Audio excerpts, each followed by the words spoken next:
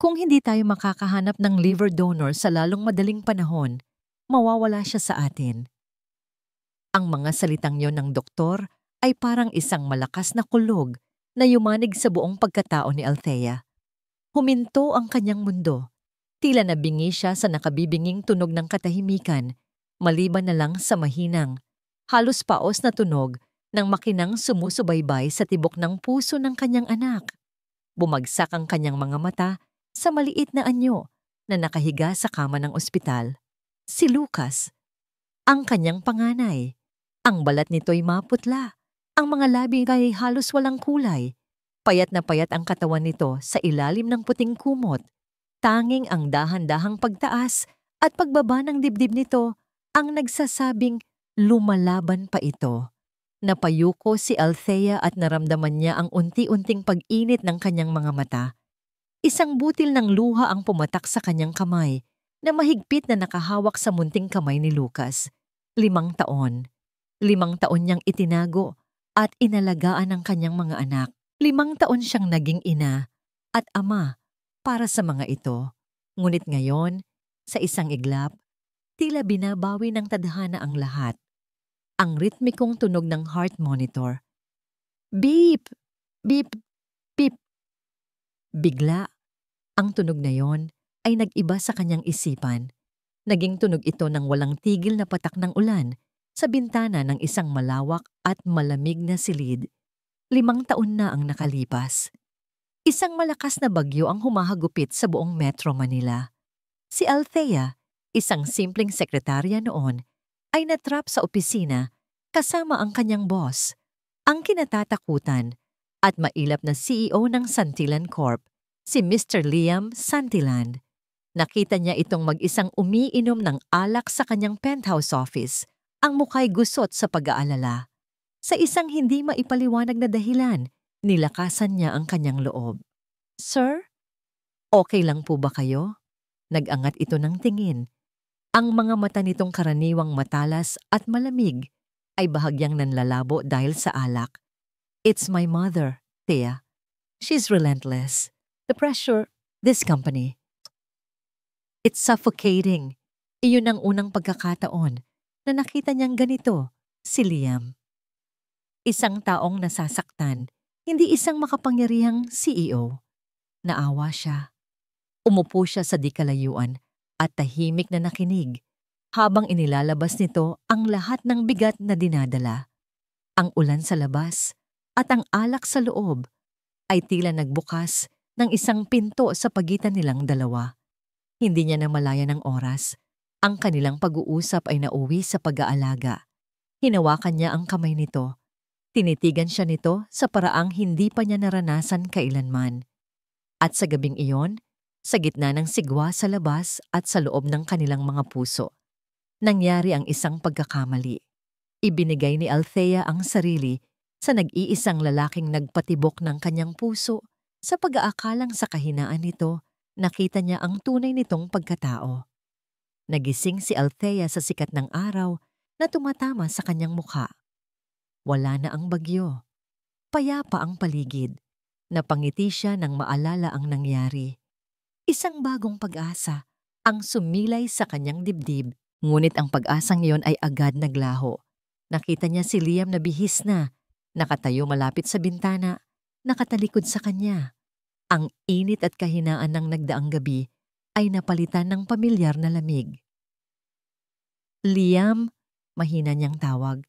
Humarap ito, ngunit ang mga mata nito'y walang emosyon, walang bakas ng pinagsaluhan nila.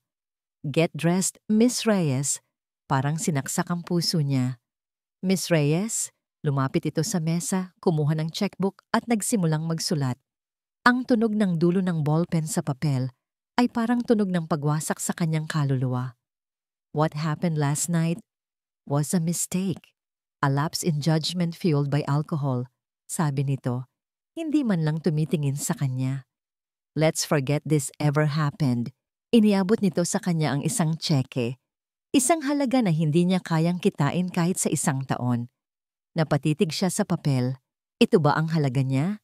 Ang halaga ng kanyang pagkababae? Ang halaga ng gabing akala niya'y may kahulugan? Hindi niya tinanggap ang tseke. Tumayo siya, nagbihis ng hindi nagsasalita, habang pinipigilan ang mga luhang nagbabadyang pumatak. Bago siya lumabas ng pinto, nagsalita siyang muli. "It might be a mistake for you, sir, but for me?" Hindi na niya natapos ang sasabihin. Tumakbo siya palabas, dala ang isang durog na puso at isang lihim na magbabago sa kanyang buhay magpakailanman. "Ma'am Reyes?" Isang pagtapik sa balikat ang nagpabalik kay Althea sa kasalukuyan, ang doktor. Ang mukha nito'y puno ng awa. "The best chance for your son is a liver transplant from a direct biological relative. The mother's is not always the best match. Ang ama, ang dugo ng ama, ang may pinakamalaking posibilidad na maging compatible."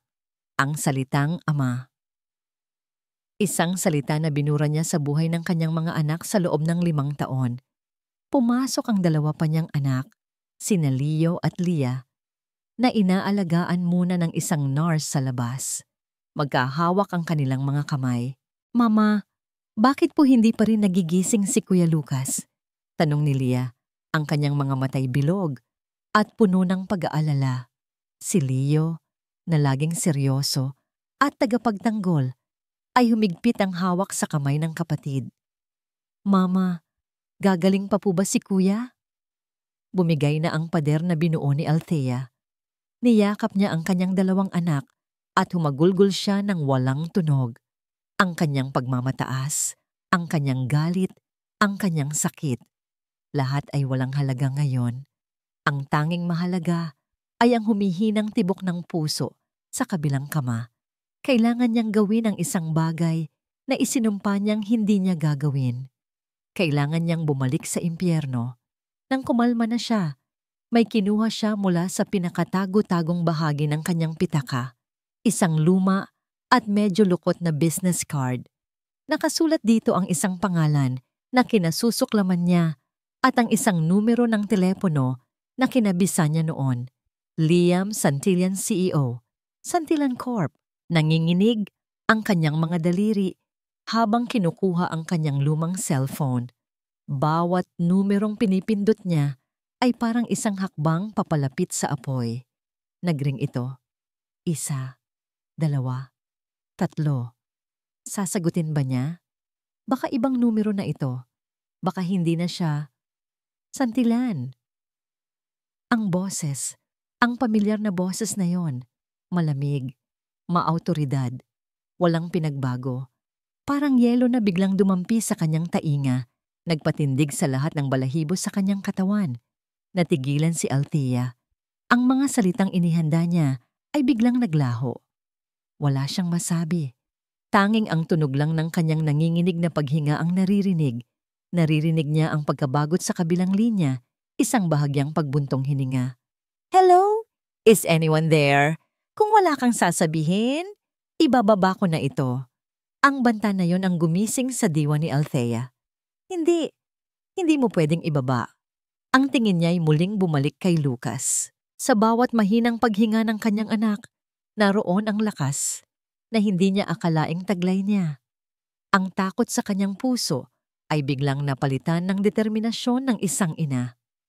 Hindi na siya ang kahapong si Althea Reyes na madaling masaktan at paiyakin.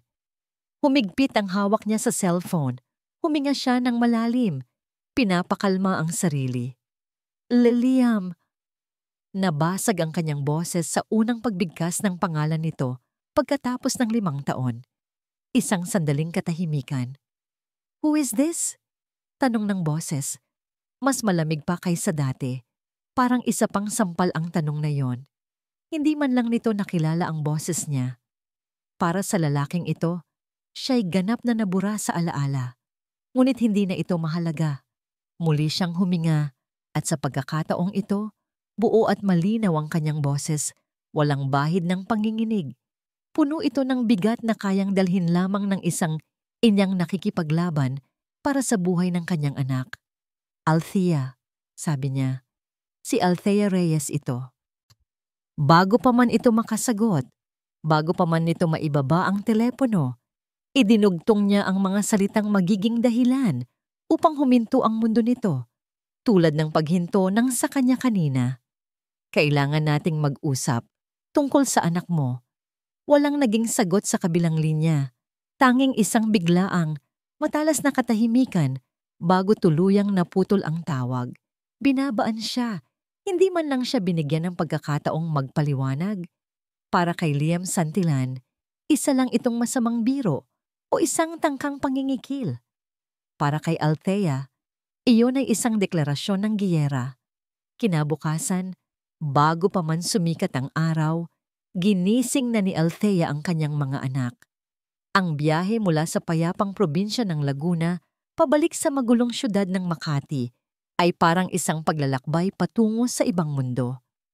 Habang tumatakbo ang bus sa kahabaan ng SLEX, pinagmamasdan ni Althea ang mga natutulog na mukha ng kanyang mga anak. Si Leah ay nakasandal sa kanyang balikat, habang si Leo naman ay nakaupo ng tuwid, tila isang maliit na bantay kahit sa kanyang pagtulog. Hinigpitan niya ang hawak sa maliliit na kamay ng kanyang mga anak. Sila ang kanyang lakas. Ang tanging dahilan kung bakit niya haharapin muli ang impyernong minsan na niyang tinakasan. Pagdating nila sa Makati, bumungad sa kanila ang matatayog na gusali na gawa sa salamin at bakal, tila mga dambuhalang nagsusundutan sa langit. At sa gitna ng lahat ng iyon, nakatayo ang pinakamataas, ang pinakamakislap, ang tore ng Santillan Corporation. Naramdaman ni Althea ang panliliit sa sarili. Ang bawat hakbang niya palapit sa gusali ay parang ang bigat-bigat. Ang mga taong naglalakad sa paligid, lahat ay abala, nakabihis ng mamahalin, at may isang hangin ng kumpiyansa sa sarili na matagal nang nawala kay Althea. Pagpasok niya sa lobby, para siyang pumasok sa isang malaking refrigerator. Ang sahig na gawa sa marmol ay sobrang kintab na halos nasasalamin na ang kanyang pagod na mukha. Ang bawat kaluskos ng kanyang murang sapatos ay tila umiitso sa malawak na espasyo. Lumapit siya sa reception desk, hawak-hawak ang kamay ni Leo at Leah. "Good morning, ma'am. How can I help you?" Tanong ng receptionist. Isang magandang babae na may perpektong nangiti, ngunit ang mga matay mapanuri. "Gusto ko sanang makausap si Mr. Liam Santillan," sabi ni Althea. Sinisikap na maging matatag ang kanyang boses. Ang nangiti ng babae ay bahagyang nawala. "Do you have an appointment, ma'am?" "Wala, pero..." "I'm sorry, ma'am. Hindi po tumatanggap ng bisita si Sir Liam nang walang appointment." Ang tono nito ay formal, ngunit ramdam ni Althea ang paghamak. Tiningnan siya nito mula ulo hanggang paa, mula sa kanyang simpleng bestida hanggang sa luma niyang sapatos. Dumating ang isang security guard. "Ma'am, bawal po ang mga bata dito sa lobby. Nakakaistorbo po tayo." Nakakaistorbo. Ang salitang iyon ay tumatak sa isip ni Althea. Iyon ang tingin sa kanila ng mundo ni Liam. Isang istorbo. Napuno ng hiya si Althea. Hinila niya ang kanyang mga anak at lumabas ng gusali. Ang mga mata ng mga tao sa lobby ay tila mga karayom na tumutusok sa kanyang likuran. Umupo sila sa isang maliit na coffee shop sa tapat. Mula doon, tanaw na tanaw niya ang tore ng Santillan. Ang tore kung saan minsan siyang nangarap. Ang tore kung saan dinurog ang lahat ng pangarap na yon. "Mama, bakit po ayaw tayong papasukin?" tanong ni Leo. Ang boses ay may bahid ng galit. Hinaplos ni Althea ang buhok ng anak. "Kasi..." "Abala siyang tao, anak. Kailangan nating maghintay." At naghintay nga sila. Lumipas ang tanghali. Lumipas ang hapon. Ang mga anak niya ay nakatulog na sa upuan, pagod sa biyahe at paghihintay. Si Althea naman ay hindi mapakali. Ang kanyang mga mata ay nakatutok lamang sa entrance ng parking lot ng gusali. Alam niya ang oras ng pag-uwi nito. 6:00 ng gabi. Isang pamilyar na itim na luxury car ang dahan-dahang lumabas mula sa basement parking. Ito na. Mabilis niyang ginising ang mga anak. "Dito lang kayo. Huwag kayong aalis. Babalik agad si Mama." Tumakbo siya palabas ng coffee shop, hindi alintana ang mga busina ng sasakyan. Ang tanging nakikita niya ay ang itim na kotse na papalapit. Wala na siyang pakialam. Tinakbo niya ang gitna ng daan at humarang. Isang malakas na tunog ng preno ang umalingaw-ngaw. Tumigil ang kotse ilang pulgada na lang mula sa kanya. Bumukas ang pinto sa driver's side at bumaba ang isang lalaking nakasuot ng mamahaling suit. Ang buhok, ang tindig, ang malamig na aura. Walang pinagbago. Si Liam Santillan. Ang mukha nito ay gusot sa inis. What the hell is wrong with you? Are you insane? Nakatitig lang si Althea. Ang kanyang puso ay kumakabog ng napakabilis. Hindi siya nakapagsalita. Tiningnan siya ni Liam mula ulo hanggang paa. Ang mga matay puno ng iritasyon. Walang bakas ng pagkakilala. Para sa kanya, isa lang siyang estranghero. Isang baliw na bigla na lang sumulpot sa kanyang harapan. Ang kawalan ng pagkilala sa mga mata nito ang siyang pinakamasakit sa lahat. Miss, kung gusto mong manghingi ng pera, pumunta ka sa charity department namin, sabi nito sa isang malamig at mapang-insultong tono. Huwag mong sinasayang ang oras ko. Tumalikod na ito, akmang babalik sa sasakyan. Ang mga salitang yon ang nagpaggising sa nag-aalab na galit sa puso ni Althea. Nawala ang kanyang takot at hiya. Napalitan ito ng purong tapang ng isang ina. Hindi ako nandito para manghingi ng pera, Mr. Santillan, sabi niya. Ang kanyang boses ay matatag at malinaw. Pumutol sa ingay ng trapiko. Napatigil si Liam at dahan-dahang humarap muli. Tinitigan siya ni Althea ng diretso sa mata. Ang lahat ng sakit at pagtitiis ng 5 taon ay nasa likod ng kanyang mga salita. Nandito ako para sa buhay ng anak mo. Anak mo? 2 salita.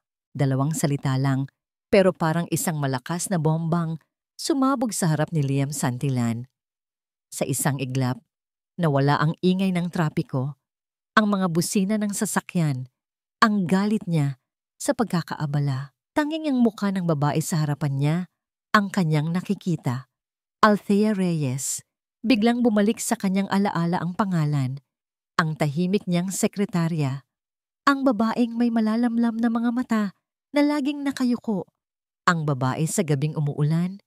Ang pagkakamaling pilit niyang ibinaon sa limot. Ang pagkalito ay gumuhit sa kanyang mukha. Paanong?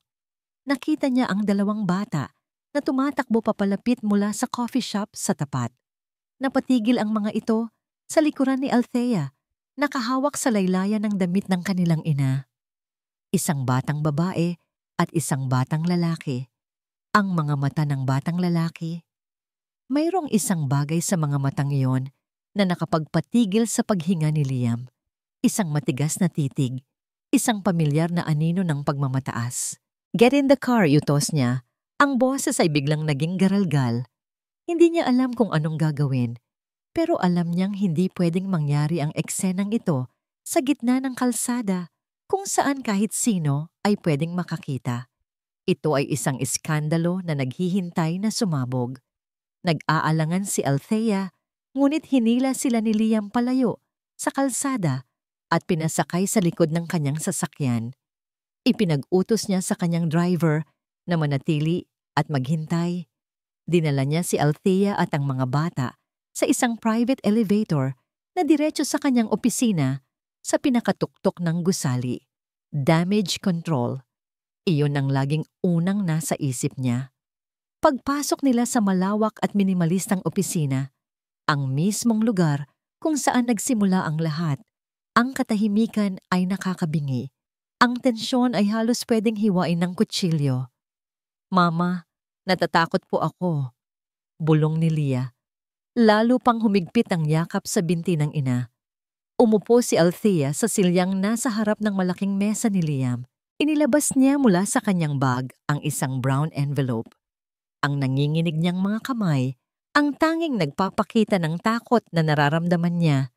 Hindi ako mag-aaksaya ng oras mo, Mr. Santillan. Simula niya ang boses ay formal.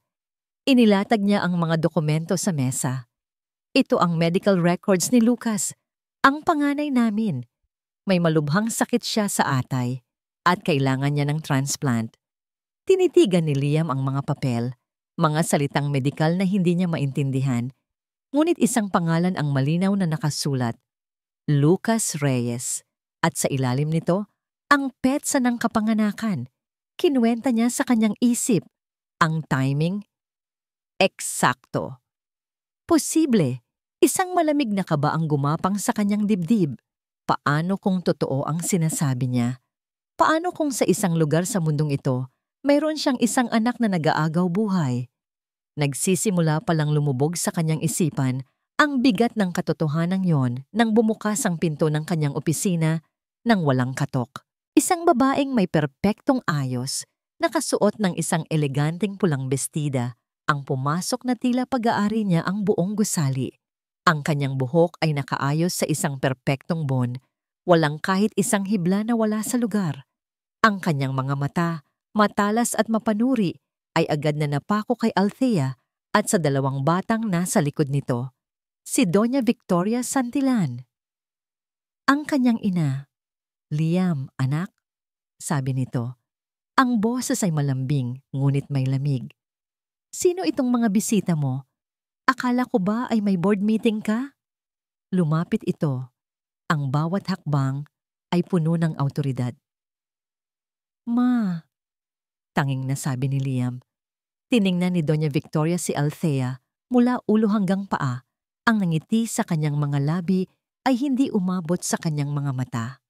Mukhang pamilyar ka, Hija. Hindi ba't ikaw yung sekretaryang bigla na lang naglaho ilang taon na? Ang nakalipas? Anong ginagawa ng isang katulad mo dito? Ang salitang katulad mo ay binitawan na parang isang basurang itinatapon.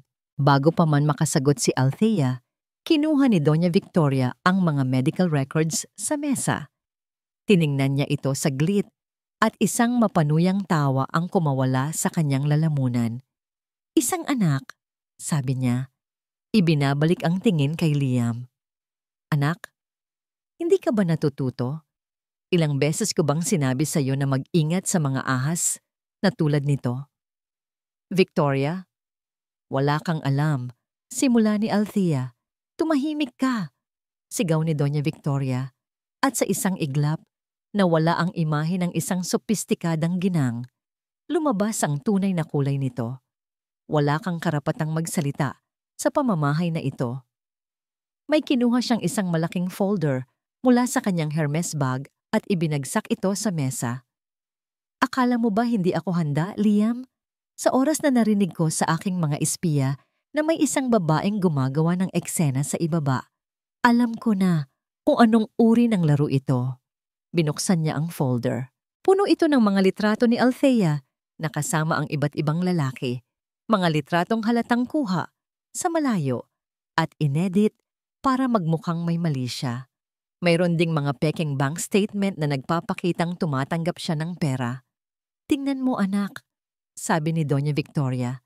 Ang boses ay bumalik sa pagiging malambing at nag-aalala. Ito ang totoong pagkatao ng babaeng yan. Isang gold digger, isang oportunista. Sinubukan niya ito dati sa ibang mga negosyante. At ngayong kailangan niya ng malaking pera para sa kung sino mang may sakit, ikaw naman ang target niya. Kinuha ni Liam ang mga litrato. Ang kanyang isip ay naguluhan. Ang maliit na pagdududa na nagsimulang tumubo sa kanyang puso kanina ay biglang nilamon ng lason na nagmumula sa kanyang ina. Pinalabas ni Doña Victoria ang mga bata kasama ang isang assistant. Nang silang dalawa na lang ni Liam ang natira, kasama si Althea na hindi makapaniwala sa mga nangyayari, lumapit ang ginang sa kanyang anak. Hinawakan nito ang kanyang pisngi. Liam, pakinggan mo si Mama. Ginagawa ko ito para protektahan ka. Ang pangalan natin, ang pamilya Santillan. Ang isang tulad niya ay isang banta sa lahat ng pinaghirapan natin. Huwag mong hayaang sirain ng isang patibong ang lahat. Ang mga salita ng kanyang ina, ang ebidensya sa kanyang kamay, ang pressure ng pangalan ng Santillan. Lahat ng iyon ay bumalot kay Liam. Sinakal ang anumang katotohanang sinusubukang isigaw ng kanyang konsensya. Ang pagkalito niya ay naging galit. Galit sa babaeng naglalagay sa kanya sa alanganing posisyon na ito. Galit sa sarili dahil sa isang sandali, muntik na siyang maniwala. Tumayo siya. Ang kanyang mukha ay naging isang malamig na maskara, mas masahol pa kaysa sa nakita ni Althea sa umaga pagkatapos ng gabing iyon. Hinarap niya si Althea. Ang awa o pagdududa sa kanyang mga mata ay ganap nang naglaho. Magkano? Tanong niya. Ang bawat salita ay matalas at puno ng lason. Sabihin mo kung magkano ang kailangan mo para mawala ka na lang ulit. Magkano? Ang tanong na yon ay hindi parang isang sampal. Isa itong punyal. Isang malamig at matalim na punyal na direktang tumusok sa puso ni Althea at walang awang umikot doon. Sa isang iglap, gumuho ang lahat ng natitira niyang lakas. Napatitig siya kay Liam, naghahanap ng kahit anong bahid ng pag-aalinlangan sa mga mata nito, kahit katiting na awa. Ngunit wala. Ang nakita lang niya ay isang malamig na pader ng pagkamuhi at pag-aakusa na itinayo ng laso ni Doña Victoria. Naramdaman ni Althea ang pag-init ng kanyang mga pisngi, ang kahihiyan, ang sakit. Ngunit sa ilalim ng lahat ng iyon, isang bagong damdamin ang nagsimulang umusbong. Isang maliit na baga ng galit na dahan-dahang lumaki at naging isang nag-aalab na apoy. Tumawa siya. Hindi isang masayang tawa, kundi isang tawang puno ng sakit at kabiguan. Pera, sabi niya, dahan-dahang tumatayo. Ang kanyang tindig ay nagbago mula sa pagiging isang biktima tungo sa pagiging isang mandirigma. Lagi na lang pera ang sagot ninyo sa lahat ng bagay, ano? Maingat niyang inayos ang mga medical records ni Lucas sa mesa na parabang ang mga iyon ay sagrado. Hindi mabibili ng pera ninyo ang buhay ng anak ko. At lalong hindi nito mabibili ang dignidad ko. Tiningnan niya si Liam ng diretso sa mata. Gusto mong malaman kung magkano? Walang katumbas na halaga ang kailangan ko sa'yo, Mr. Santillan. Ang kailangan ko ay ang dugo mo, ang DNA mo, isang bagay na hindi kayang peke ng ina mo. Pagkatapos ay bumaling siya kay Doña Victoria, na nakangisi pa rin na parang isang reyna. At kayo, ma'am, sabi ni Althea, ang bawat salita ay may diin. Magsaya na kayo sa inyong trono habang kaya ninyo, dahil sisiguraduhin kong malalaman ng buong mundo kung anong klaseng demonyo ang nagtatago sa likod ng mamahalin ninyong damit. Tumalikod si Althea nang hindi na naghihintay ng sagot. Lumabas siya ng opisina ng taas noo. Kinuha ang kanyang mga anak na naghihintay sa labas kasama ang assistant at naglakad palayo ng hindi lumilingon. Sa bawat hakbang niya palayo sa gusaling iyon, nararamdaman niya ang pagbabago sa kanyang sarili. Ang Althea na pumasok doon kanina, puno ng takot at pag-asa, ay patay na. Ang lumabas ay isang inang handang gawin ang lahat para sa kanyang anak. Kinabukasan, sa halip na bumalik sa Laguna, hinanap ni Althea ang isang lugar na nagbibigay ng libreng tulong legal para sa mga kababaihang inaabuso at mga inang single. Isang maliit at masikip na opisina, malayo sa karangyaan ng Santillan Corp. Ngunit dito, naramdaman niya ang pag-asa. Humarap siya sa isang bata, ngunit matapang na abogada, si Attorney Lena Fuentebella. Isinalaysay ni Althea ang lahat, mula sa gabing umuulan hanggang sa masakit na pag-uusap kahapon. Hindi niya tinigilan ang pag-iyak habang nagkukwento. Ngunit hindi na ito luha ng awa sa sarili. Ito ay luha ng galit at determinasyon. Gusto nilang gawin akong kontrabida, sabi ni Althea. Pinupunasan ang kanyang mga luha. Gusto nilang palabasin na isa akong masamang babae na naghahabol lang sa pera nila. Pero hindi ako papayag. Lalaban ako. Nakita ni Attorney Fuentebella ang apoy sa mga mata ni Althea. Ito ay hindi lang isang kaso. Ito ay isang laban para sa katarungan. Mag-file tayo ng petisyon, sabi ni Attorney Fuentebella. Ang kanyang boses ay matatag. Hihilingin natin sa korte na mag-utos ng isang mandatory DNA testing para patunayan ang paternity. At kapag napatunayan na, hihilingin natin ang lahat ng suporta na nararapat para sa inyong mga anak. Sa sandaling iyon, sa loob ng maliit na opisina na yon, naramdaman ni Althea na hindi na siya nag-iisa. Ilang araw ang lumipas, formal nang naisampa ang kaso. Ang balita, kahit paano, ay nakarating sa isang online gossip blog. Hindi man ito pinangalanan si Liam Santillan. Ang mga detalye ay malinaw. Isang makapangyarihang CEO ng isang kilalang korporasyon sa Makati, inakusahan ng isang misteryosong babae ng paternity. Ang maliit na balitang iyon ay parang isang bato na inihagis sa isang tahimik na lawa. Nagsimula itong lumikha ng maliliit na alon. Sa mansyon ng mga Santillan, ang alon na iyon ay isang tsunami. Ibinagsak ni Doña Victoria ang tablet kung saan nabasa niya ang balita. Ang kanyang mukha ay nababalot ng matinding galit. Ang walang kwentang babaeng iyon. Sigaw niya, "How dare she? Paano siya nagkaroon ng lakas ng loob na kalabanin tayo?" "Ma, calm down," sabi ni Liam, kahit na siya mismo ay hindi mapakali. "Huwag mo akong sabihan na kumalma, Liam!" Bulyaw ng ina. "Kasalanan mo ito. Ang kahinaan mo. Sinabi ko na sa'yo na tapusin mo na siya noon pa. Bigyan mo ng pera para manahimik." Nagmarcha si Doña Victoria sa kanyang silid at kinausap ang kanyang personal na abogado sa telepono. "I want our legal team on this. The best ones. I don't care about the cost. Wasakin ninyo siya. Wasakin ninyo ang kanyang kredibilidad. Siguraduhin ninyong sa pagtatapos ng kasong ito, ni isang sentimo ay hindi siya makukuha sa atin at pagsisisihan niya ang araw na kinalaban niya ang isang Santillan." Samantala, sa maliit na apartment na tinutuluyan ni Althea, nakatanggap siya ng isang tawag mula sa isang hindi rehistradong numero. Sinagot niya ito.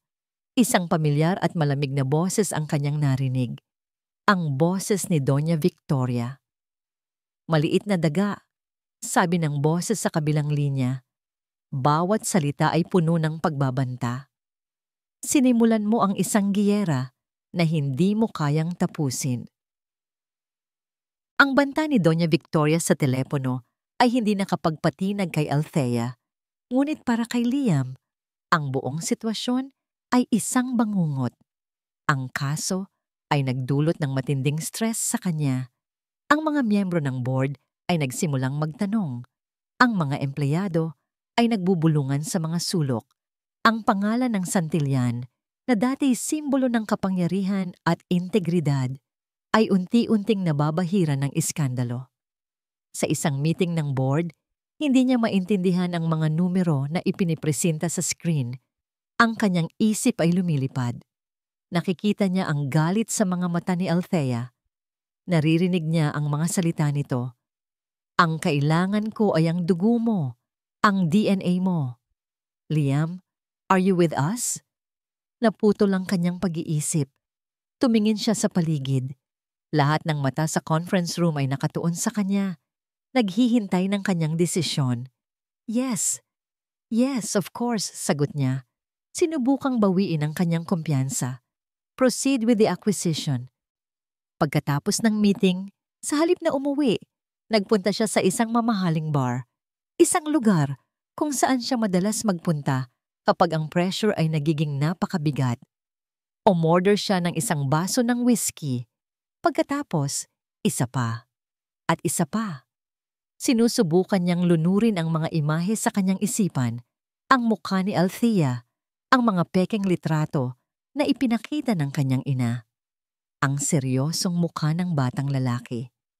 Ngunit habang lalo siyang umiinom, lalong lumilinaw ang mga ito. Gabi na nang magpasya siyang umuwi. Lasing na siya, ngunit siya pa rin ang nagmaneho. Hindi niya alam kung bakit, pero sa halip na ang daan pauwi sa mansyon sa Forbes Park, ang kanyang tinahak, dinala siya ng kanyang mga gulong sa isang masikip at hindi pamilyar na lugar sa lungsod. Isang simpleng lugar na puno ng mga apartment at maliliit na bahay. Huminto siya sa isang madilim na kanto. Pinatay niya ang makina ng sasakyan at binuksan ang bintana. Ang hangin sa labas ay iba. Amoy lupa, Amoy pagkain mula sa mga karinderya. Amoy buhay. Malayo sa malinis at artipisyal na hangin sa loob ng kanyang kotse at mansyon. At doon, sa isang maliit at halos walang ilaw na parke, nakita niya sila. Si Althea, nakaupo sa isang swing, dahan-dahang umuugoy. Katabi niya ang batang babae na nakasandal sa kanya. At sa harap nila, isang batang lalaki ang paulit-ulit na sumisipa ng isang luma at pudpud na bola sa pader. Pinanood sila ni Liam mula sa kalayuan, isang anino sa loob ng kanyang mamahaling sasakyan. Nakita niya ang pagod sa mukha ni Althea, ngunit nakita rin niya ang isang bagay na hindi niya kailanman nakita sa sarili niyang ina. Isang purong pagmamahal. Nakita niya kung paano nito hinaplos ang buhok ng batang babae, kung paano ito ngumiti ng tinamaan ng bola ang batang lalaki. Iyon ay isang eksena ng simpleng kaligayahan. Isang bagay na hindi niya kailanman naramdaman sa loob ng kanyang malaki at malamig na mansyon. Isang bagay na hindi kayang bilhin ng lahat ng pera ng Santillan. Habang nagmamasid, ang batang lalaki, sa sobrang lakas ng sipa, ay napalipad ang bola palabas ng parke at gumulong ito sa kalsada. "Leo, dahan-dahan lang," saway ni Althea. Ngunit hindi nakinig ang bata. Mabilis itong tumakbo para habulin ang bola, diretso sa madilim na kalsada. Hindi na nag-isip si Liam. Ang kanyang katawan ay kusa na lang kumilos. Mabilis niyang binuksan ang pinto ng kanyang kotse at bumaba, kasabay ng pag-ilaw ng papalapit na tricycle. Humakbang siya sa kalsada at pinulot ang bola bago pa man ito masagasaan. Napatigil ang bata sa gilid ng kalsada, gulat na nakatingin sa kanya. Dahan-dahang tumayo si Liam, hawak ang bola. At sa ilalim ng malamlam na ilaw ng poste, sa unang pagkakataon, nakita niya ng malinaw ang mukha ng bata. Para siyang tinitigan ng sarili niyang multo mula sa nakaraan. Ang hugis ng panga, ang kapal ng kilay, ang paraan ng pagtayo na may bahagyang pagmamataas. At higit sa lahat, ang mga mata. Ang mga matang iyon ay hindi kay Althea. Ang mga iyon ay mga mata ng isang Santillan. Matigas, mapanghamon, walang takot. Isang miniature version ng kanyang sarili. Nabitawan niya ang bola. Ang ingay ng pagtalbog nito sa semento ay ang tanging tunog na bumasag sa katahimikan. "Sino ka?" tanong ng bata. Ang boses ay maliit, ngunit matapang. Hindi makasagot si Liam. Ang lahat ng kasinungalingan, ang lahat ng ebidensya, ang lahat ng salita ng kanyang ina. Lahat ng iyon ay gumuho sa isang iglap. Ang katotohanan ay nakatayo sa kanyang harapan. Suot ang isang lumang t-shirt at shorts at tinatanong kung sino siya. "Leo, lumayo ka dyan!" Ang sigaw ni Althea ang pumutol sa sandali. Mabilis itong tumakbo palapit. Hinila ang anak sa likod niya at hinarangan ito ng sarili niyang katawan. Ang kanyang mga mata ay nag-aapoy sa takot at galit. "Anong ginagawa mo dito? Sinusundan mo ba kami?" Kinuha niya ang bola at niyakap ang kanyang dalawang anak. "Halika na. Umuwi na tayo." Mabilis niya silang hinila palayo. Hindi na muling lumingon. Naiwan si Liam na nakatayo sa gitna ng kalsada. Parang tinamaan ng kidlat. Ang amoy ng alak ay biglang nawala. Napalitan ng isang nakakagising na sampal ng katotohanan. Nagmaneho siya pauwi.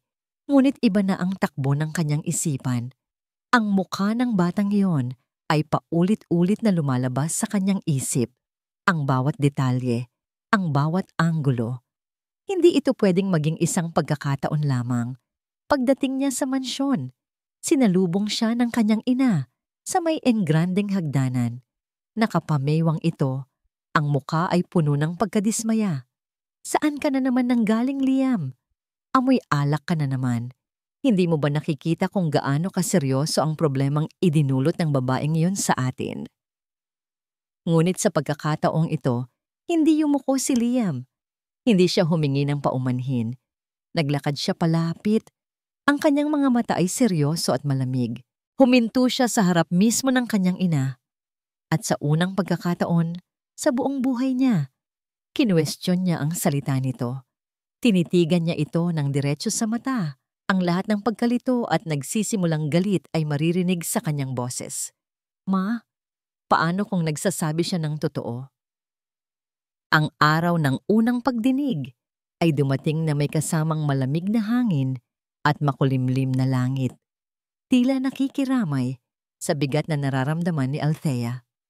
Habang nakaupo sa isang matigas na bangko sa labas ng korte, naramdaman niya ang panlalamig ng kanyang mga kamay at ang mabilis na pagtibok ng kanyang puso. Katabi niya si Attorney Lena Fuentebella na kahit bata ay nagpapakita ng isang determinasyon na bahagyang nagpapagaan sa kanyang kaba. Handa ka na ba, Thea? Tanong ni Attorney Lena, ang boses ay mahinahon. Ano man ang mangyari sa loob, huwag kang magpapadala sa kanila. Huwag mong ipakita na natatakot ka. Tandaan mo kung para kanino itong laban na to. Tumango si Althea. Ang kanyang mga mata ay napako sa hawak niyang maliit na litrato ni Lucas na nakangiti. Para sa anak ko, bulong niya sa sarili na parang isang panalangin. Nang bumukas ang malalaking pinto ng korte, tila huminto ang paghinga ng lahat sa pasilyo. Pumasok ang legal team ng mga Santillan. Hindi sila isang grupo ng mga abogado. Para silang isang hukbo. Lahat ay nakasuot ng mamahalin at perpektong pagkakaplansang suit. Ang kanilang mga sapatos ay makintab.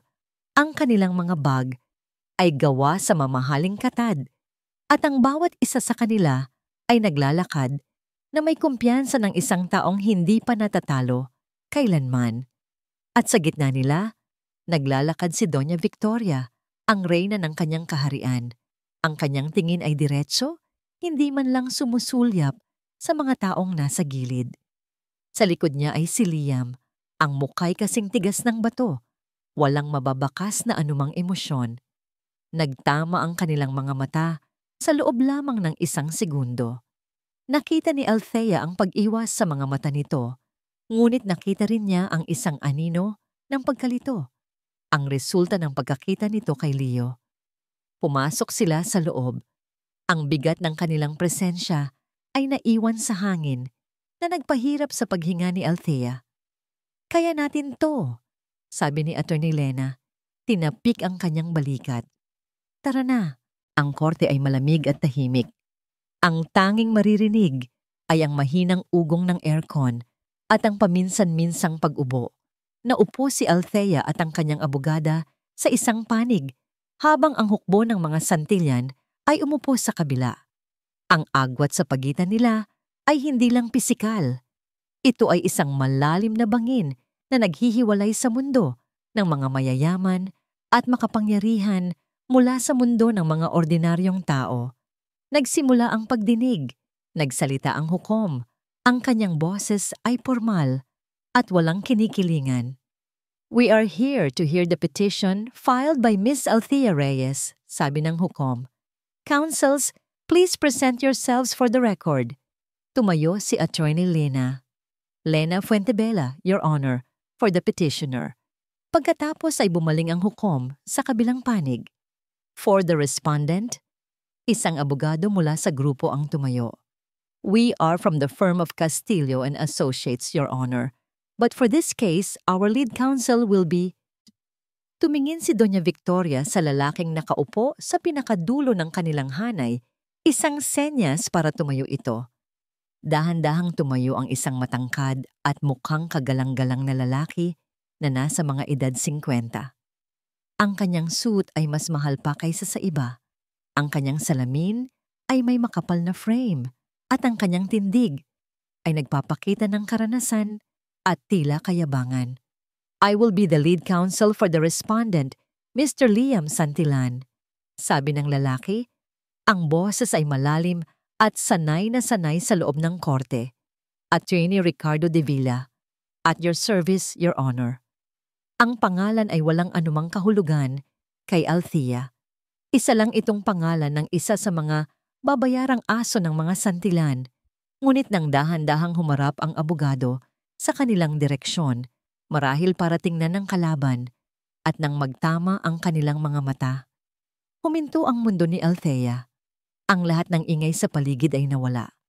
Ang boses ng hukom, ang kaluskos ng mga papel, ang ugong ng aircon. Lahat ay naglaho. Ang mukha, mas matanda na ito, may mga guhit na ng edad at pag-aalala. Ang buhok ay may mga puti na sa gilid, ngunit ang mga mata, ang hugis ng ilong, ang paraan ng pagtayo. Hindi maaari.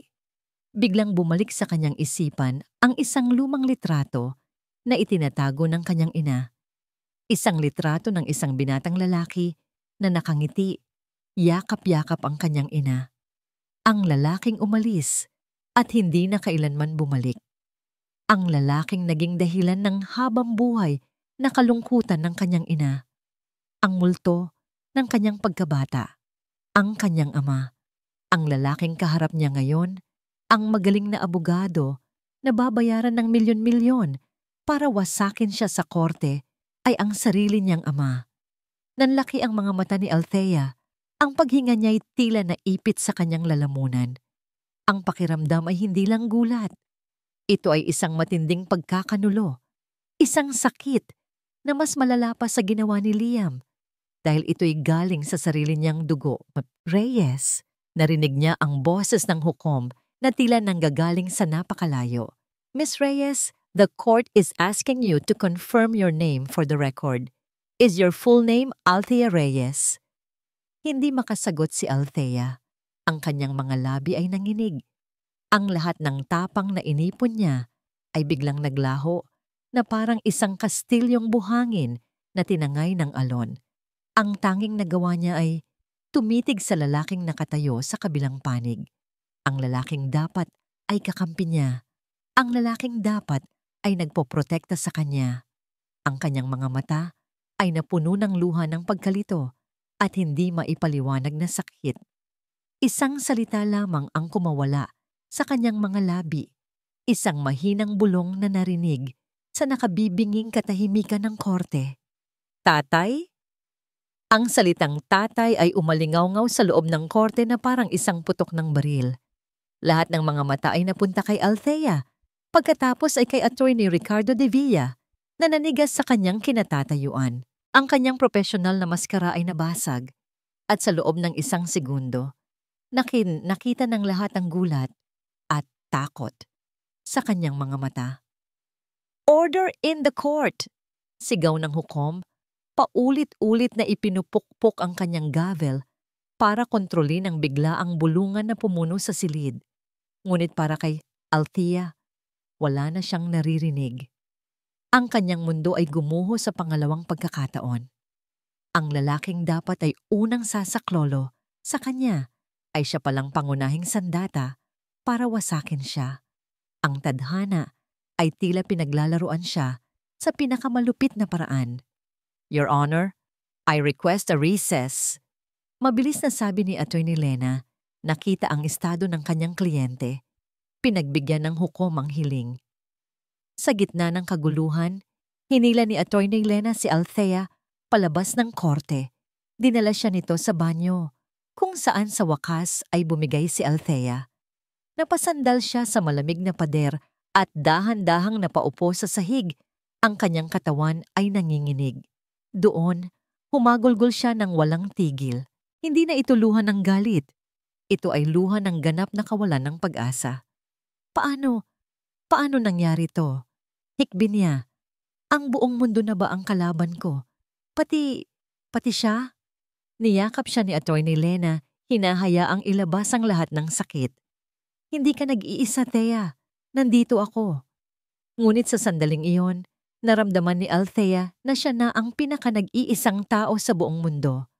Ang lalaking nagbigay buhay sa kanya ay handa siyang sirain para sa pera.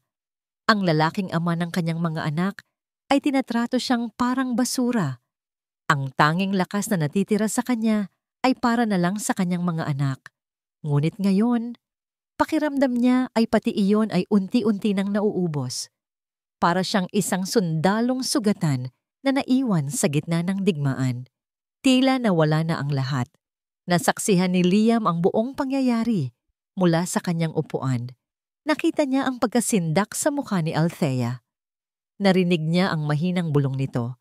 Nakita niya ang reaksyon ni Atty. De Villa, ang abogadong pinili mismo ng kanyang ina dahil sa reputasyon nitong walang puso at walang kinikilingan.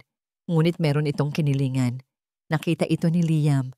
Noong una, hindi niya naintindihan. Ngunit nang magsimulang magbulungan ang mga tao, nang ikonekta ng kanyang utak ang mga tuldok, isang nakakakilabot na ideya ang nabuo sa kanyang isipan. Habang nagkakagulo, napansin niya ang kanyang ina. Si Doña Victoria ay hindi nagulat. Hindi siya nalito. Sa halip, may isang panandaliang nangisi ng tagumpay sa kanyang mga labi. Isang malamig at kalkuladong nangiti na nagpapakitang alam niya ito. Alam niya ang lahat mula pa sa simula. Ito ay hindi isang pagkakataon. Ito ay isang bitag. Isang demonyong plano na idinisenyo para ganap na durugin ang espiritu ni Althea bago pa man magsimula ang laban. Isang malamig na kaba ang gumapang sa buong katawan ni Liam. Ang pagdududa na naramdaman niya noong gabing nakita niya si Leo ay hindi na isang pagdududa. Ito ay naging isang sigaw. Isang malakas na sigaw sa loob ng kanyang isipan na nagsasabing mali ang lahat ng ito. Tiningnan niya ang kanyang ina, na ngayon ay abala sa pag-utos sa ibang mga abogado. Ang mukha ay kalmado na muli, na parang walang nangyari. Nakita niya ang tunay na kalupitan sa likod ng eleganteng imahe nito. Ito ay hindi pagprotekta. Ito ay pagkontrol. Isang uhaw sa kapangyarihan na handang manira ng buhay para lang mapanatili ito. Sa kabilang dako, si Atty. De Villa ay mabilis na lumabas ng korte. Ang mukha ay maputla. Sinundan niya ito ng tingin. Nakita niya itong pumasok sa kanyang mamahaling kotse sa parking lot. Hindi ito agad umalis. Nakaupo lang ito sa loob. Ang mga kamay ay nanginginig habang nakahawak sa manibela. Nakita ni Liam ang isang lalaking pinahihirapan ng sarili niyang konsensya. Isang taong naipit sa pagitan ng pera at ng sarili niyang dugo. Bumalik ang tingin ni Liam sa kanyang ina. Ang paggalang at takot na dati niyang nararamdaman para dito ay unti-unting napalitan ng isang bagong damdamin. Pagkasuklam, naintindihan niya na ngayon. Hindi lang si Althea ang biktima dito. Siya rin. Naging isang sunod-sunurang puppet siya sa laro ng kanyang ina sa buong buhay niya. Kinuha ni Liam ang kanyang cellphone at lumabas ng korte, papalayo sa kanyang ina at sa kanilang mga abogado. Nagtago siya sa isang tahimik na sulok ng pasilyo at tinawagan ng kanyang pinagkakatiwalaang personal assistant, isang taong tapat sa kanya at hindi sa kanyang ina. Mark, may ipapagawa ako sa'yo. Urgent to at kailangan kong maging napaka-discreet, sabi ni Liam. Ang kanyang boses ay mababa at seryoso. Gusto kong alamin mo ang lahat. Lahat tungkol kay Atty. Ricardo De Villa. Ang kanyang nakaraan, ang kanyang pamilya, lahat ng koneksyon niya. I-cross-reference mo sa background ni Althea Reyes. Huminto siya sandali. Huminga ng malalim bago sabihin ang pinakamabigat na utos. At pagkatapos, alamin mo ang lahat tungkol sa nanay ko bago siya naging isang santilyan. Lahat. Sir, sigurado po kayo? Nag-aalangang tanong ng assistant. Gawin mo na lang, sagot ni Liam. Ang kanyang boses ay may diin na hindi pa naririnig ng kanyang assistant kailanman. Gusto kong malaman ang lahat ng lihim na itinatago nila. Ibinaba niya ang tawag. Sumandal siya sa pader. Ang bigat ng mundo ay nasa kanyang mga balikat. Ang katotohanan ay isang nakakatakot na bagay. Ngunit mas nakakatakot ang mabuhay sa isang kasinungalingan. At sa araw na yon, nagpasya si Liam Santillan na oras na para hanapin ang katotohanan, gaano man ito kasakit. Ilang oras ang lumipas habang nasa opisina siya at sinusubukang magtrabaho. Tumunog ang kanyang email. Galing ito kay Mark. Mayroon itong isang attachment. Binuksan niya ito. Isa itong lumang litrato, medyo malabo at kupas, ngunit malinaw pa rin ang imahe. Isang grupo ng mga kasambahay na nakatayo sa labas ng isang malaking bahay. At sa gitna ng grupo, may isang batang babae. Marahil ay nasa mga 16 o 17 taong gulang na may isang determinadong itsura sa kanyang mukha. Ang mukhang iyon, pamilyar. Kamukhang-kamukha ito ng kanyang ina, si Doña Victoria. Bago ang mamahaling alahas, bago ang eleganteng postura, bago ang pangalang Santillan, ang caption sa ilalim ng litrato, Vina, ang aming bagong katulong, matalino at masipag, malayo ang mararating ng batang ito. Tinitigan ni Liam ang litrato sa kanyang screen hanggang sa manlabo ang kanyang mga mata. Si Vina, hindi Victoria, isang katulong. Ang kanyang ina, ang matapobre at palaging ipinagmamalaking nagmula sa isang pamilyang de buena familia, ay nagsimula pala bilang isang kasambahay. Ang isang litratong yon ay naging susi na nagbukas ng isang pinto ng mga kasinungalingan. Sa mga sumunod na araw, si Liam ay naging parang isang detective na nagtatrabaho sa dilim. Habang sa umaga ay ginagampanan niya ang papel ng isang masunuring anak at abalang CEO. Sa gabi naman, kasama si Mark, ay palihim nilang hinuhukay ang nakaraan. Ang bawat dokumentong natatanggap niya ay isang piraso ng isang puzzle na unti-unting bumubuo ng isang imahe na hindi niya kailanman inakala. Natagpuan nila ang totoong birth certificate. Victoria Vina Dizon, ipinanganak sa isang mahirap na pamilya sa probinsya. Walang dugong bughaw, walang yaman. Nakahanap sila ng mga lumang talaan ng payroll mula sa pamilya ng lolo niya sa tuhod. Ang orihinal na patriarch ng mga Santillan. Nakalista doon ang pangalan ni Vina Dizon bilang isa sa mga labandera. Pagkatapos, nakakuha sila ng mga testimonya. Nakipag-usap si Mark sa iilang mga dating kasamahan ni Vina na buhay pa, mga matatanda na, ngunit malinaw pa ang alaala. Si Vina, sabi ng isang matandang hardinero, na ngayon ay nasa isang home for the aged. Naku, matalino yung batang yon at napakaganda. Pero higit sa lahat, ambisyosa. Alam niya kung ano ang gusto niya at alam niya kung paano ito kukunin. Isa pang dating katulong ang nagkwento. Noong una, mabait si Vina. Pero napansin naming lahat kung paano siya tumingin kay Senyorito, ang yumaong ama ni Sir Liam. Iba, may plano siya. Ginamit niya ang kanyang ganda at talino para mapaibig ang anak ng amo niya. Nalaman ni Liam ang buong kwento. Ang kanyang ina, si Vina, ay hindi lang basta napangasawa ng kanyang ama. Ito ay isang kalkuladong plano. Ginamit nito ang isang hindi planadong pagbubuntis kay Liam mismo para matrap ang kanyang ama sa isang kasal na hindi nito matatatakasan. Pagkatapos nilang makasal, unti-unti niyang binura ang lahat ng koneksyon sa kanyang nakaraan. Pinalitan niya ang kanyang pangalan. Gumawa siya ng isang pekeng kwento tungkol sa isang mayamang pamilya na nabankrupt.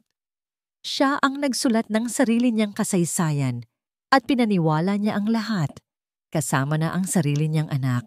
Habang binabasa ni Liam ang mga report, para siyang nanonood ng isang pelikula. Nakikita niya sa kanyang isipan ang isang batang Vina, puno ng pangarap at galit sa kahirapan. Nakikita niya ang determinasyon nito na umangat sa buhay kahit anong paraan pa ang gamitin. Naintindihan niya kung saan nanggagaling ang takot nito sa mga katulad ni Althea. Hindi ito tungkol sa pagprotekta kay Liam. Ito ay tungkol sa pagprotekta sa sarili niya. Takot siyang may ibang babae na gawin sa anak niya ang ginawa niya sa ama nito. Takot siyang ang kastilyo ng kasinungalingan na binuo niya sa loob ng maraming taon ay guguho. Si Althea ay hindi lang isang banta. Isa itong salamin na nagpapakita sa kanya ng imahe ng sarili niyang nakaraan na napilit niyang itinatago. Isang gabi, pagkatapos malaman ng lahat, umuwi si Liam sa mansyon. Dati, ang bahay na ito ay simbolo ng kapangyarihan at yaman para sa kanya. Ngayon, Isa na lang itong malaking entablado para sa isang mahabang dula ng kasinungalingan. Naabutan niya ang kanyang ina sa library. Nagbabasa ng isang libro, mukhang payapa at walang inaalala. "Ma," tawag ni Liam. Ang kanyang boses ay walang emosyon. Nag-angat ito ng tingin mula sa libro. Isang ngiti ang sumilay sa kanyang mga labi. "Liam, anak, halika. Samahan mo akong magkape." Hindi gumalaw si Liam. "Kilala mo ba si Vina Dizon?" Ang nangiti sa mukha ni Doña Victoria ay dahan-dahang naglaho. Ang kanyang mga mata ay nanliit. "Ano ang sinasabi mo? Sino yan?" Naglakad si Liam palapit sa mesa. Kinuha niya ang isang folder na dala niya at inilatag ito sa harap ng kanyang ina. Sa loob nito ay ang lumang litrato, ang kopya ng birth certificate, ang mga testimonya. "Si Vina Dizon," ulit ni Liam. Ang kanyang boses ay malamig na parang yelo. Isang labandera mula sa probinsya. Isang babaeng ambisyosa na ginamit ang lahat para maging isang santilyan. Tiningnan ni Doña Victoria ang mga papel. Ang kanyang mukha ay namutla. Sinubukan niyang magsalita, ngunit walang boses na lumabas. "Ang buong buhay ko," pagpapatuloy ni Liam, ang sakit at galit ay nagsisimula nang kumawala sa kanyang boses. "Ang buong buhay ko, pinalaki mo ako para maniwala sa isang kasinungalingan. Itinuro mo sa akin na kamuhian ng mga taong tulad ni Althea, ang mga gold digger, dahil iyon mismo ang pagkatao mo." Tumayo si Liam at tumingin sa salamin sa dingding. Nakita niya ang sariling refleksyon. Nakita niya ang isang CEO, isang tagapagmana, isang santilyan.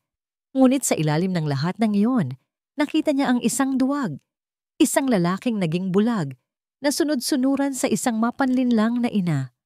Humarap siyang muli kay Doña Victoria, na ngayon ay nanginginig na sa galit at takot. "Tapos na ang pagpapanggap, ma," sabi ni Liam. Ang kanyang desisyon ay buo na. Oras na para malaman ng lahat kung sino talaga si Doña Victoria Santillan. Ang mga araw sa pagitan ng mga pagdinig ay isang purong pagpapahirap para kay Althea. Ang bawat paggising sa umaga ay isang paalala ng bangungot na kinakaharap niya.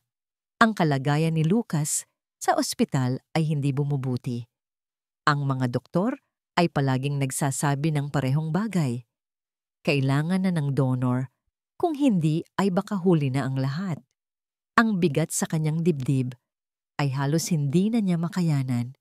Hindi na lamang ito tungkol sa pakikipaglaban kay Liam at sa ina nito. Ngayon, kailangan din niyang harapin ang multo ng kanyang ama. Ang lalaking dapat sana'y kanyang sandalan ay siya pang nasa kabilang panig ng digmaan, handang ipagbenta ang sariling anak para sa pera at posisyon. Isang gabi, habang nagbabantay siya kay Lucas sa ospital, isang nurse ang lumapit sa kanya. "Ma'am Althea, may bisita po kayo sa labas. Ayaw pong magpakilala, pero sabi niya'y importante daw po." Kinabahan si Althea. Sino ang bibisita sa kanya sa ganoong oras ng gabi? Baka isa na naman itong utusan ni Doña Victoria para takutin siya. Ngunit sa kabila ng takot, nagpasya siyang harapin ito. Paglabas niya sa lobby ng ospital, nakita niya ang isang pamilyar na anino na nakatayo malapit sa isang haligi sa pinakamadilim na bahagi. Mukha itong mas matanda ng 10 taon kumpara noong huli niya itong nakita sa korte. Ang mamahaling suit ay gusot, ang buhok ay magulo, at ang kanyang mga balikat ay nakayuko sa bigat ng isang hindi makitang pasanin. Si Ricardo de Villa, ang kanyang ama. "Anong ginagawa mo dito?" tanong ni Althea. Ang kanyang boses ay walang emosyon, na parang isang pader na yelo. Dahan-dahang humarap ang lalaki. Sa malamlam na ilaw, nakita ni Althea ang pamumula sa mga mata nito. Umiyak ba ito? "Anak," sabi ni Ricardo. Ang kanyang boses ay paos at puno ng pagsisisi. "Patawarin mo ako." Hindi sumagot si Althea. Hinintay niya lang ang susunod na sasabihin nito? Hindi ko alam. Pagpapatuloy niya, ang mga salita'y nagkukumahog na lumabas. Nang tanggapin ko ang kaso mula kay Doña Victoria, ang pangalan ng petitioner ay hindi binanggit. Ang sabi lang nila ay isang babaeng naghahabol sa yaman ng mga santilan. Noong araw na mismo ng pagdinig ko lang nalaman, noong nakita kita, na ikaw pala yon. Pero itinuloy mo pa rin, sagot ni Althea. Ang bawat salita ay parang isang patalim. Kahit nakita mo na ako, pinili mo pa ring manatili sa panig nila. Dahil tinakot niya ako, halos pasigaw na, sabi ni Ricardo. Sinabi ni Doña Victoria na kung aatras ako, sisirain niya ako. Sisirain niya ang buong career na binuo ko sa loob ng 30 taon. Hindi ko alam ang gagawin. Natakot ako. Ang salitang natakot ay tumatak sa isip ni Althea. Isang ama na natakot, kaya't tinalikuran ang sariling anak sa pangalawang pagkakataon. Lagi ka namang takot, di ba? Sabi ni Althea. Ang lamig sa kanyang boses ay napalitan ng sakit. Natakot ka sa responsibilidad, kaya mo kami iniwan ni Mama noon. At ngayon, natakot ka sa santilyan, kaya handa mo akong isakripisyo ulit. Isang butil ng luha ang pumatak mula sa mata ni Ricardo. Alam kong wala akong karapatang humingi ng tawad, pero nandito ako ngayon para subukang itama ang pagkakamali ko. May kinuha siya mula sa bulsa ng kanyang coat. Isang maliit na silver na USB flash drive. Inabot niya ito kay Althea. Ano ba to? Pagkatapos ng unang pagdinig, paliwanag ni Ricardo, kinausap ko ulit si Doña Victoria. Nag-record ako ng usapan namin ng palihim.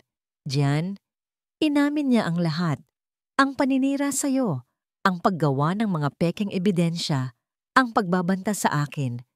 Lahat ng plano niya para sirain ka ay nasa loob niyan. Napatitig si Althea sa maliit na bagay sa kanyang palad. Isang sandata.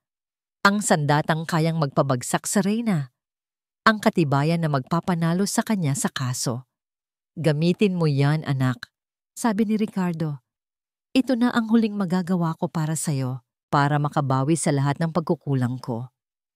Pagkatapos noon ay tumalikod na ito at naglakad papalayo.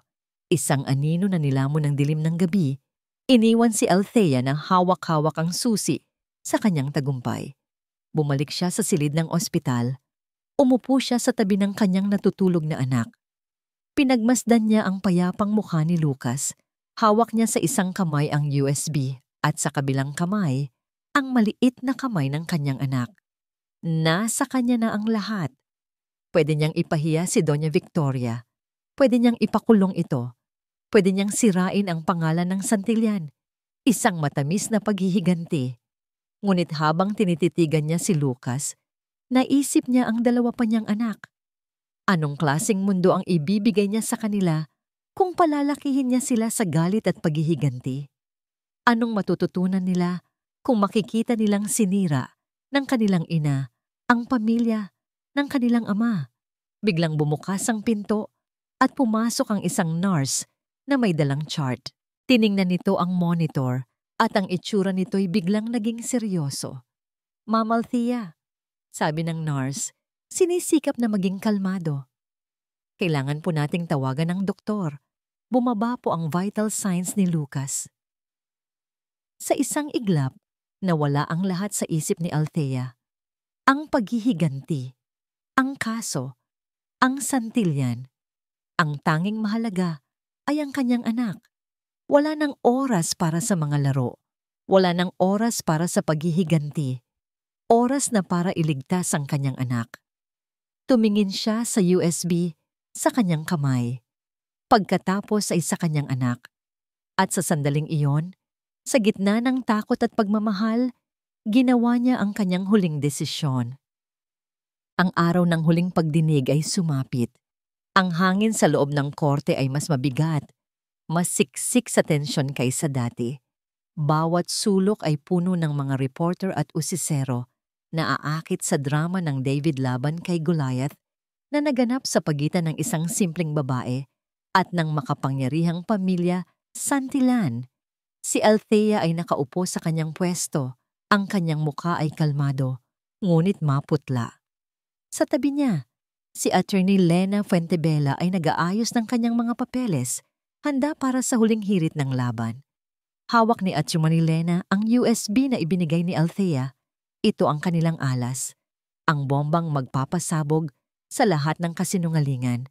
Sa kabilang panig, ang grupo ng mga Santillan ay naroon. Buo ang puwersa. Si Doña Victoria ay nakaupo na parang isang reyna sa kanyang trono. Ang kanyang mukha ay isang maskara ng malamig na kumpiyansa. Si Attorney de Villa ay nasa tabi niya, ngunit hindi ito mapakali. Ang mga mata ay laging nakaiwas sa direksyon ni Althea. Ngunit may isang bagay na iba.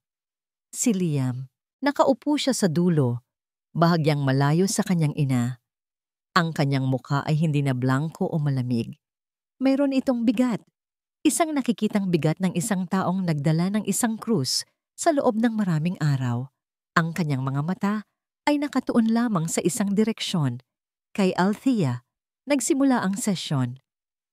The court is now in session. Anunsyo ng hukom. Counsel for the petitioner, you may present your next evidence. Tumayo si Attorney Lena.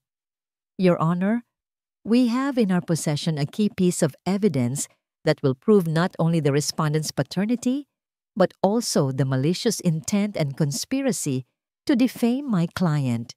We would like to present. Objection, Your Honor. Mabilis na sabi ni Attorney de Villa tumatayo. Ngunit ang kanyang boses ay nanginginig. On what grounds, counsel? Tanong ng hukom. Nagtataka.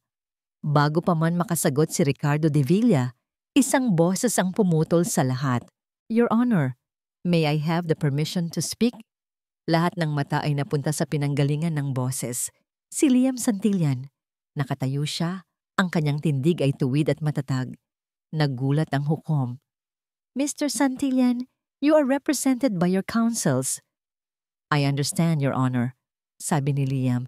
Ang kanyang boses ay malinaw at umalingaw-ngaw sa buong silid.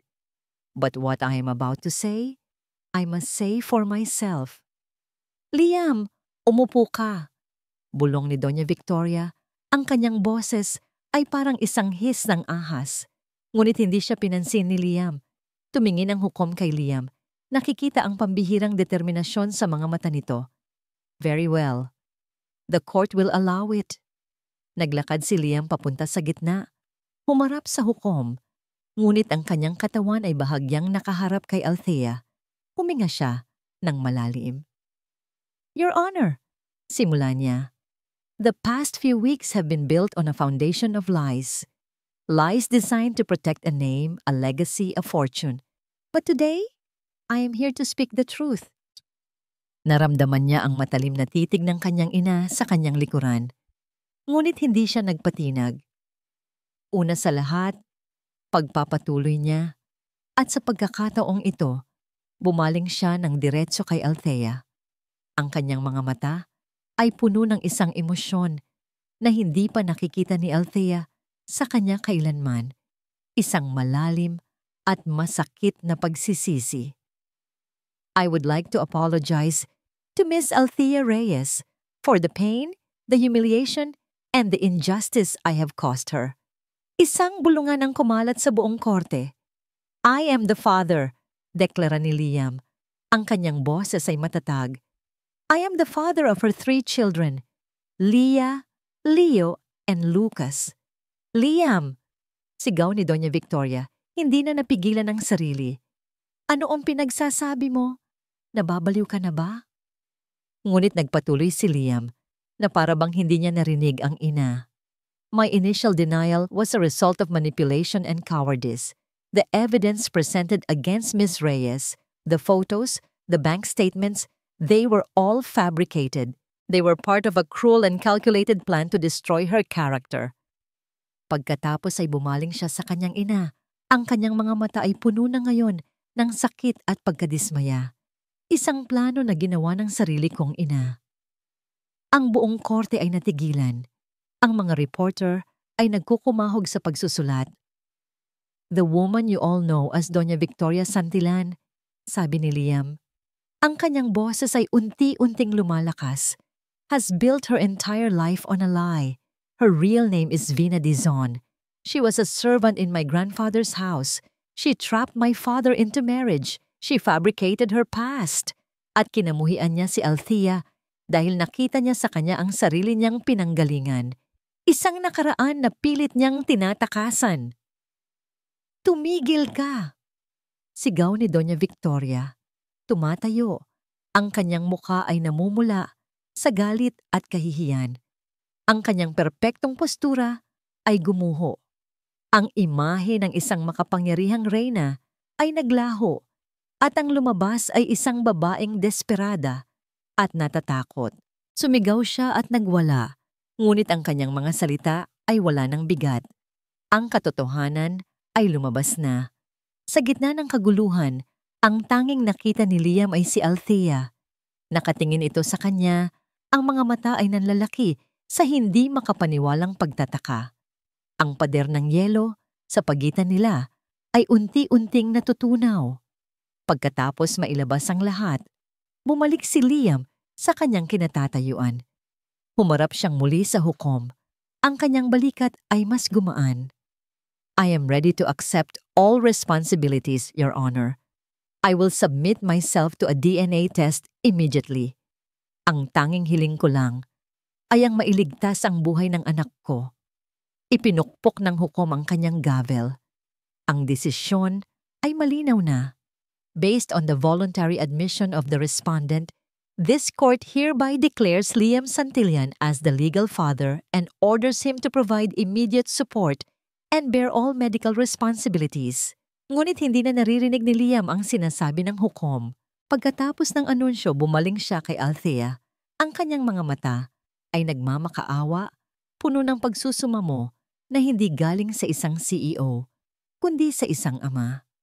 Thea, sabi niya, ang kanyang boses ay halos isang bulong. Hayaan mo akong iligtas ang anak natin. Ang mga oras na sumunod sa pagdinig ay isang mabilis at nakalilitong pagkakasunod-sunod ng mga pangyayari. Isinugod si Liam sa ospital para sa agarang pagsusuri ng compatibility. Sa isang himala ng tadhana, natagpo ang perpektong tugma ang kanyang atay para kay Lucas. Ang operasyon ay isinagawa kaagad sa loob ng 24 na oras.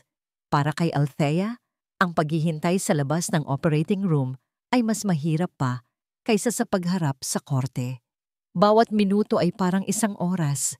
Bawat tunog ng pagbukas ng pinto ay nagpapatindig ng kanyang balahibo.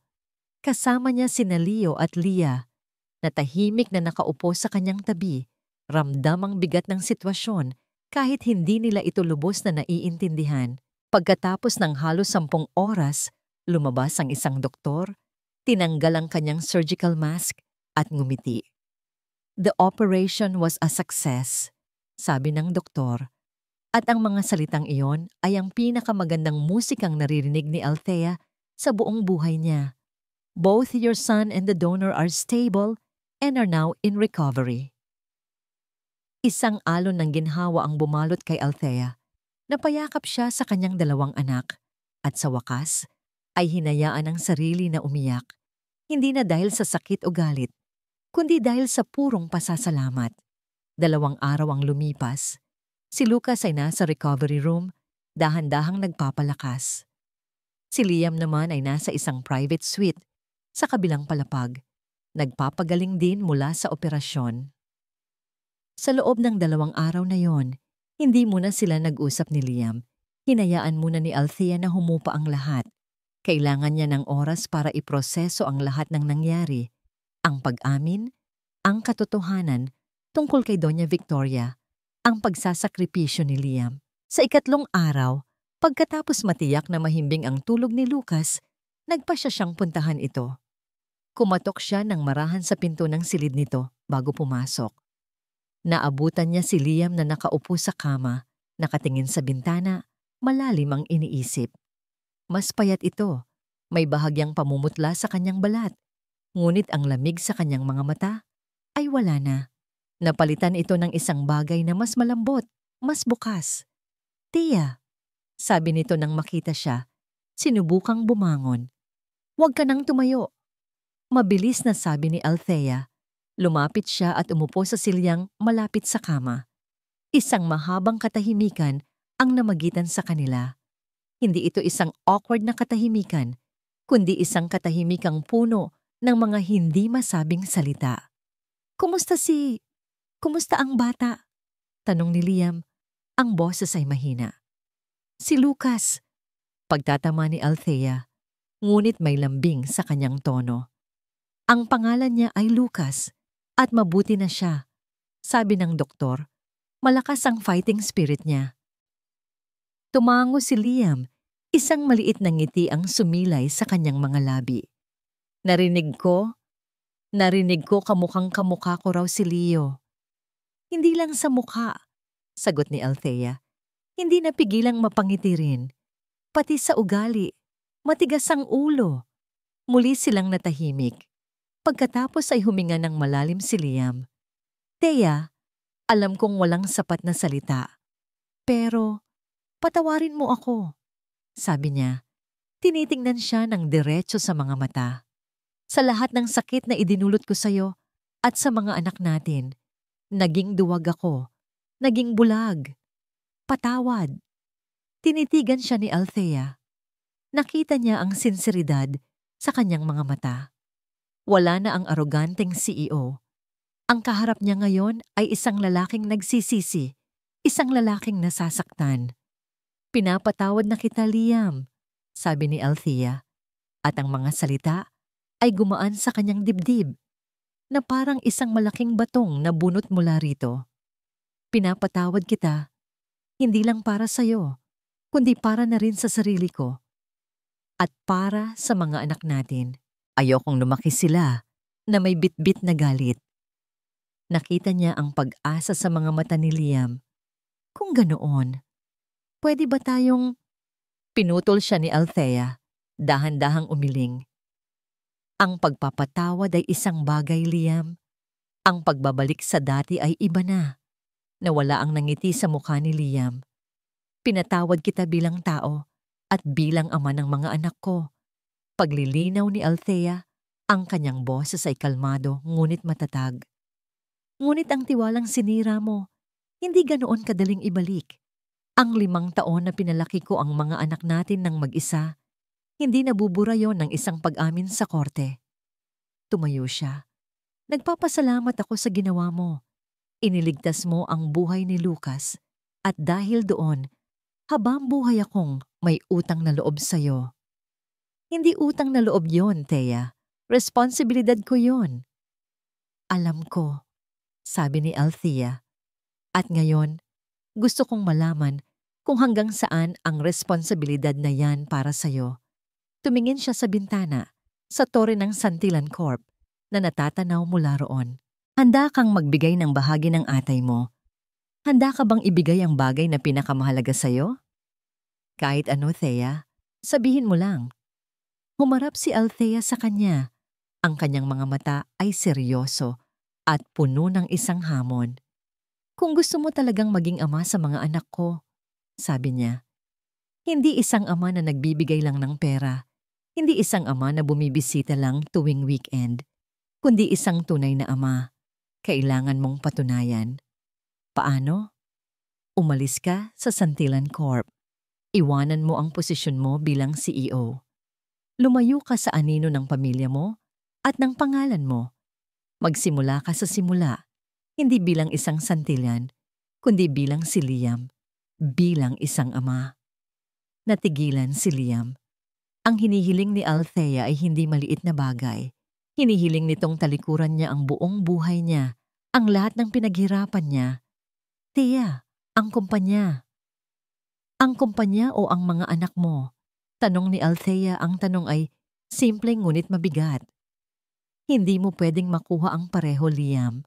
Dahil habang ikaw ang CEO ng Santillan, hindi ka magiging tunay na malaya. Palagi kang magiging pag-aari ng pangalan na yan. At hindi ko isusuko ang kapayapaan ng mga anak ko para lang dyan. Iniwan ni Althea si Liam na nag-iisa sa silid. Dala ang bigat ng kanyang ultimatum. Tinitigan ni Liam ang kanyang mga kamay. Pagkatapos ay tumingin siya sa pinto ng silid. Iniisip ang kabilang silid kung saan natutulog ang anak na muntik na niyang mawala. Ano nga ba ang halaga ng isang gusali, ng isang titulo, ng Kung sa huli ay mag-isa ka lang, kinuha niya ang kanyang cellphone sa bedside table. Hinanap niya ang numero ng chairman of the board ng Santillan Corp at pinindot ang call button. "Hello, Sir Antonio," sabi niya nang may sumagot sa kabilang linya. "It's Liam." Huminga siya ng malalim. Ang kanyang desisyon ay pinalna. "I'm calling to tender my resignation." Ang tunog ng alarm clock ay pinalitan ng tunog ng nag-uunahang mga paa at malakas na tawanan. Dahan-dahang iminulat ni Liam ang kanyang mga mata. Hindi na siya nagising sa isang malawak na king-sized bed sa loob ng isang tahimik at malaking mansyon. Ngayon, ang kanyang kama ay isang simpleng double bed na nasa sahig ng isang maliit two-bedroom apartment. Ang kanyang alarm clock ay ang tatlong maliliit na tao na bigla na lang dumagan sa kanya. "Tay! Tay! Gising na!" Sigaw ni Leah, ang pinakamaliit at pinakamalambing sa tatlo. "Sabi mo dadalhin mo kami sa parke ngayon," sabi naman ni Leo na sinusubukang kilitiin ang kanyang ama. Si Lucas, na ngayon ay malusog na at puno ng sigla, ay tahimik lang na nakangiti, hawak ang isang libro. Ito na ang bagong buhay ni Liam. Isang buhay na malayo sa boardrooms, stock market, at business class flights. Ngayon, ang buhay niya ay umiikot sa paghahanda ng almusal, paghahatid sa eskwela, at pag-aaral kung paano maging isang ama. Totoo sa kanyang salita, tinalikuran niya ang lahat. Ang kanyang resignation ay yumanig sa mundo ng negosyo. Si Doña Victoria, matapos ang kahihiyan sa korte at ang pagtalikod ng sariling anak, ay naglaho sa social scene at sinasabing nagkulong na lang sa kanilang mansyon. Ang Santillan Corp ay pinamumunuan na ng isang bagong CEO. Si Liam naman ay nagsimula sa wala. Ginamit niya ang natitira niyang personal na ipon para umupa ng isang simpleng apartment malapit sa tinutuluyan ni Althea. Hindi siya nagmamadali. Hindi niya pinilit ang sarili niya kay Althea. Ang tanging hiningi niya ay isang pagkakataon. Isang pagkakataong makilala ang kanyang mga anak. Ang unang buwan ay ang pinakamahirap. Si Leo ay laging galit sa kanya, laging nagdududa. Si Leah ay mahiyain. Tanging si Lucas lang ang medyo bukas sa kanya. Laging may distansya, ngunit hindi sumuko si Liam. Araw-araw, nagluluto siya ng almusal para sa kanila. Madalas, sunog ang itlog. Minsan, maalat ang sinangag. Ngunit hindi siya tumigil. Nagpaturo siya sa YouTube. Nagbasa siya ng mga recipe at dahan-dahan, natuto siya. Araw-araw, hinahatid at sinusundo niya sila sa eskwela. Nandoon siya sa bawat parent-teacher meeting. Nanonood siya sa bawat practice ng soccer ni Leo. Tinuturuan niya si Lucas magbasa. At pinakikinggan niya ang walang katapusang mga kwento ni Leah tungkol sa mga kaibigan nito. Hindi siya nagsasalita tungkol sa pag-ibig kay Althea. Hindi siya humihingi ng pangalawang pagkakataon. Sa halip, ipinapakita niya. Ipinapakita niya sa pamamagitan ng kanyang mga gawa. Si Althea naman, sa simula, ay nagmamasid lang mula sa malayo. Pinapanood niya kung paano magkamali si Liam, kung paano ito madapa at bumangon muli. Nakikita niya ang frustrasyon sa mga mata nito, ngunit nakikita rin niya ang isang bagay na hindi niya pa nakikita dati. Pasensya at pagtitiyaga. Isang hapon, naabutan niyang pinipilit ni Liam na ayusin ang sirang bisikleta ni Leo. Puno ng grasa ang kanyang mukha at kamay. Mukha siyang pagod at naiinis. "Gusto mo ng tulong?" Alok ni Althea, hindi napigilang mapangiti. Napatingin si Liam sa kanya at sa unang pagkakataon, tumawa sila ng sabay. Isang tawang magaan at walang bigat. Isang tawang nag-uugnay sa dalawang taong maraming pinagdaanan. Ang eksena sa pagtatapos ng kwento ay hindi sa isang magarbong restaurant o sa isang romantikong lugar. Ito ay sa isang simpleng kainan sa kanto na paborito ng mga bata. Maingay ang lugar, puno ng tawanan at kwentuhan. Magkakatabing nakaupo ang 5 tao sa isang maliit na mesa. Si Althea, si Liam, at ang 3 bunga ng kanilang nakaraan. Tay, pagkatapos nito, pwede po tayong kumain ng ice cream? Tanong ni Leah, ang bibig ay puno ng spaghetti. Oo naman, prinsesa. Sagot ni Liam. Pinupunasan ang mantsa ng sauce sa pisngi nito gamit ang kanyang hinlalaki. Nagkatinginan si Liam at Althea sa ibabaw ng mga ulo ng kanilang mga anak. Ang kanilang mga mata ay nag-usap. Walang sinabi. Ngunit naintindihan nila ang isa't isa. Ang daan sa hinaharap ay hindi pa rin malinaw. Marami pa ring sugat na kailangang maghilom. Marami pa ring tiwala na kailangang buuin muli.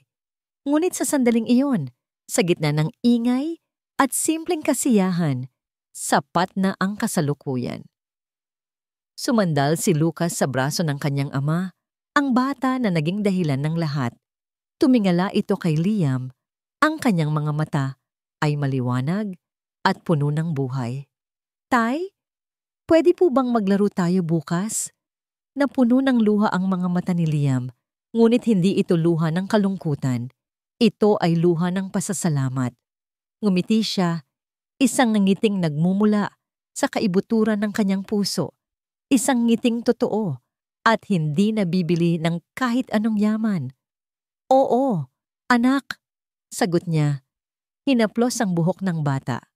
Araw-araw, ang amoy ng bagong lutong cake at pritong manok ang bumalot sa maliit na apartment. Ang mga makukulay na lobo ay nakasabit sa bawat sulok at isang banner na may nakasulat na Happy 6th Birthday Lucas, Leo and Leah ang nakapaskil sa dingding. Sa gitna ng munting selebrasyon, si Liam, na nakasuot lang ng simpleng t-shirt at maong, ay abalang-abala sa pag-aayos ng mga regalo. Wala nang bakas ng malamig at aroganteng CEO. Ang lalaking naroon ngayon ay isang ama. Isang amang alam kung paano mag-ipon ng laruan. Isang amang alam kung anong paboritong cartoon character ng bawat anak niya. Tay, mas mataas pa, sigaw ni Leo habang tinutulungan siya ni Liam na isabit ang isang laruang eroplano. Okay, boss! Natatawang sagot ni Liam, madali na lang para sa kanya na makipagbiruan sa mga bata. Sa kusina, pinagmamasdan sila ni Althea habang hinahanda ang juice. Isang ninanangiti ang hindi maalis sa kanyang mga labi. Sa loob ng 1 taon, nasaksihan niya ang isang himala. Ang pagbabago ni Liam ay hindi isang palabas lang. Ito ay totoo. Nagtayo ito ng isang maliit na online consulting business mula sa kanilang apartment, sapat lang para sa kanilang mga pangangailangan, ngunit nagbibigay ito sa kanya ng isang bagay na mas mahalaga kaysa sa pera. Oras. Oras para sa kanyang mga anak. Wala na ang takot at pag-aalinlangan sa puso ni Althea. Napalitan na ito ng isang pakiramdam ng kapayapaan at pagmamahal. Isang pagmamahal na mas matatag at mas malalim kaysa sa pagkahumaling na naramdaman niya noon. Dahil ito'y binuo hindi sa isang gabi ng kahinaan, kundi sa daan-daang araw ng pagpapatunay. Nang gabing iyon, matapos matulog ang pagod, ngunit masasayang mga bata, naupo sila ni Liam sa maliit na balkonahe, tinitingnan ang mga bituin sa langit ng syudad. Salamat, Thea, basag ni Liam sa katahimikan. Para saan? Tanong ni Althea. Sa pagbibigay mo sa akin ng pagkakataong ito, sabi ni Liam. Ang kanyang boses ay puno ng sinseridad. Pinakita mo sa akin kung ano ang tunay na kayamanan. At hindi ito pera o kapangyarihan. Ito pala yun. Itinuro niya ang pinto ng apartment kung saan mahimbing na natutulog ang kanilang mga anak. Hinawakan niya ang kamay ni Althea. 1 taon na, Thea. 1 taon mo na akong pinapanood. 1 taon na akong sumusubok. At alam kong marami pa akong dapat patunayan. Pero sana, Huminga siya ng malalim. May kinuha siya sa kanyang bulsa. Hindi ito isang mamahaling kahon ng alahas. Isa itong maliit at simpleng singsing na may isang maliit na bato. Hindi ko maibibigay sa iyo ang mansyon o ang mga luxury car na dati kong pag-aari, sabi niya. Ang kanyang mga mata ay nagsusumamo.